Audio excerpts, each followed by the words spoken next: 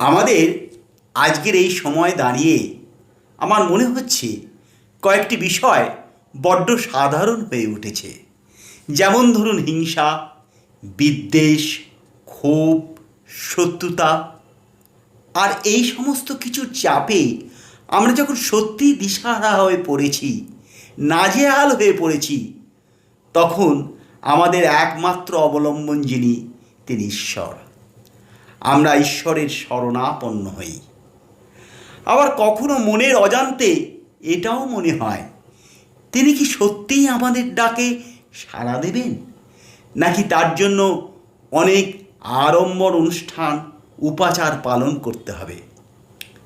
তবে এই সমস্ত প্রশ্নের উত্তর দিয়েছেন একজন, তিনি আমাদের প্রাণের কবি, বিশ্বকবি রবীন্দ্রনাথ ঠাকুর।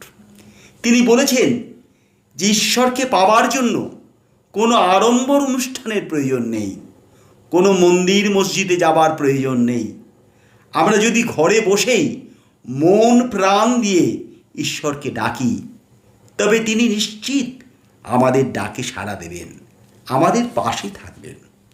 সেরকমই একটি কবিতা, যা লিপিকা কাব্যগ্রন্থের অন্তর্গত রথযাত্রা, আজকে পাঠ করে শোনাচ্ছি। রথযাত্রার দিন কাছে, তাই রানী রাজাকে বললে, চলো রথ দেখতে যাই। রাজা বললে, আচ্ছা।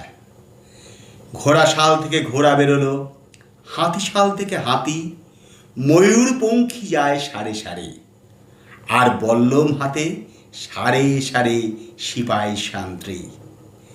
দাস দাসী দলে দলে পিছে পিছে চলল, কেবল বাকি রইল একজন। রাজবাড়ির ঝাঁটার কাঠি কুড়িয়ে আনা তার কাজ। সর্দার এসে দয়া করে তাকে বললে, ওরে তুই যাবি তো আয়। সে হাত জোর করে বললে, আমার যাওয়া ঘটবে না। রাজার কানে কথা উঠল, সবাই যায়, কেবল সেই দুঃখীটা যায় না। রাজা দয়া করে মন্ত্রীকে বললে, ওকেও ডেকে নিও। রাস্তার ধারে তার বাড়ি। হাতি যখন সেখানে পৌঁছল, মন্ত্রী তাকে ডেকে বললে, ওরে দুঃখী, ঠাকুর দেখবি চল। সে হাত জোর করে বলল, কত চলব, ঠাকুরের দুয়ার পর্যন্ত পৌঁছই এমন সাধ্য কি আমার আছে?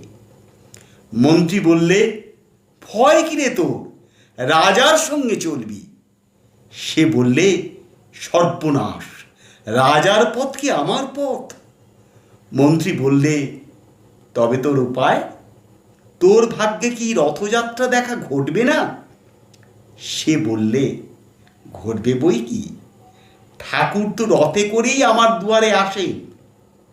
মন্ত্রী হেসে উঠল, বললে, তোর দুয়ারে রথের চিহ্ন কই? দুঃখী বললে, তার রথের চিহ্ন পড়ে না। মন্ত্রী বললে, কেন বলতো? দুঃখী বললে, তিনি যে আসেন পুষ্পক রথে। মন্ত্রী বললে, কই কই রে সেই রথ?